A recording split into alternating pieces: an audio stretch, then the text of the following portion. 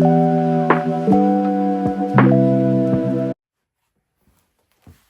everyone, and welcome back to my channel. It is the first day of summer for me. I am super excited for this. I hope to catch up on a lot of books, and I mean a lot of books. My name's Megan. Welcome back to my channel. I'm so glad you clicked on today's video because I decided I need to do a weekly TBR to get through my books because I cannot record a video for like the mid-year freak out take video. I feel like I cannot do this year because I've only read like 6 books. Yeah, that has been my year, which has kind of been crazy. My hair is a mess. Thank goodness I'm getting fixed tomorrow. With my weekly TBR, I am totally being a little bit over the top with this, and I know that I'm being over the top with my weekly TBR because stuff happens, especially when you're a parent, and stuff happens. So I really don't know how much of this I will get done. But the first one is Dial A for Aunties by Jess Sutanto. I think I said that right. Now, unfortunately, hold on. Oh, there we go. Look at that. I fixed it. So this is a photo. I got it as a Kobo hold from the library, so this one has to be done this week because I believe it's only 21 days for this. Riley Sager's new book, With a Vengeance. He was inspired by Agatha Christie's Then There Were None, I think, and Murder on the Orient Express to make this book. This is not a book that I usually pick up because it does take place in 1942, but the thriller aspect of this kind of drew me in. One Train, No Stops, Deadly Game of Survival, and Revenge. Yeah, it says a clever and fun mashup of Agatha Christie's And Then There Were None and Murder on the Orient Express. Sager wields a deft hand in bringing all the elements together in a rip-roaring, tension-filled tale of greed and murder and revenge. Enjoy the ride on the Phoenix. By David Baldassi. Cannot say that right. This is his newest book. I'm already on chapter 6, and this is going to be one of those books I could not put down last night. And I'm like, I don't have to work tomorrow. I can read late until like my eyes were heavy, and that's how that happens.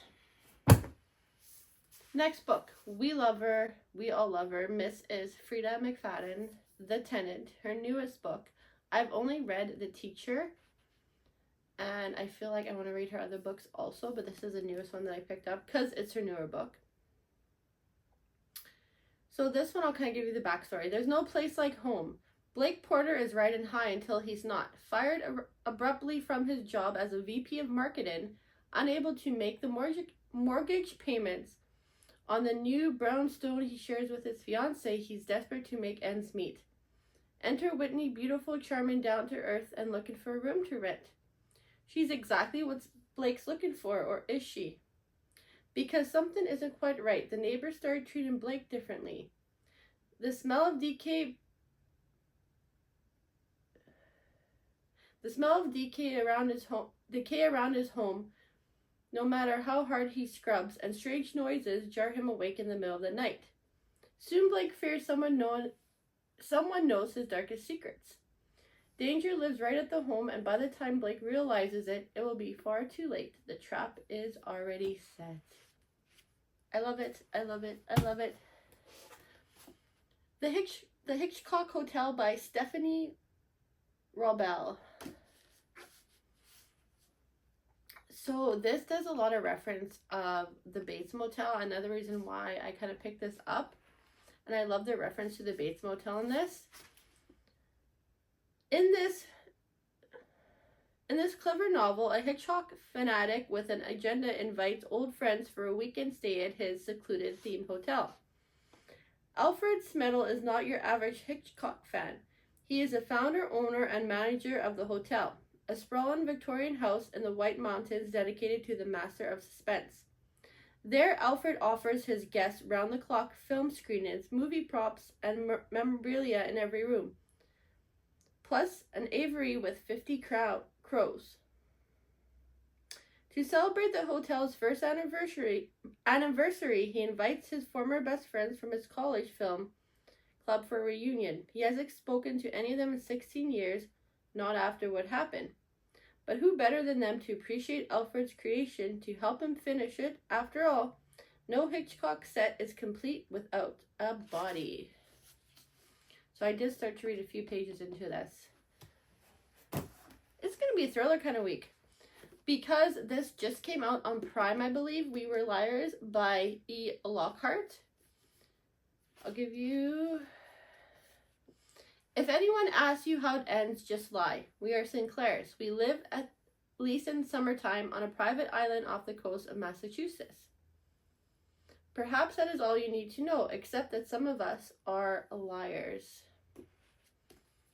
So I'm pretty excited for this.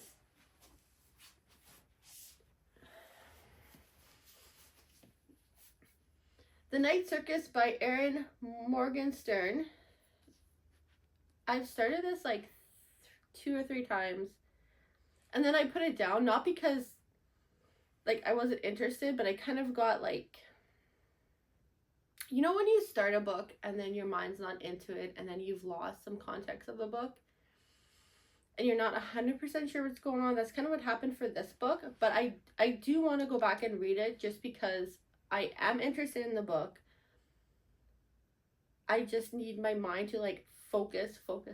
I think I need a day next week from the time I drop my daughter off at daycare to the time I pick her up where I just sit down and just read all day. Take breaks in between, because let's be honest, for me to read that long, I get so distracted with other things I have to do in the house. And I just need to keep myself at home, maybe change some reading positions, drink lots of coffee. I just need a day where I can just sit down and I think read through this book for myself to like understand the full concept. So the circus arrives without any warning, no announcements, and it is simply there when yesterday it was not.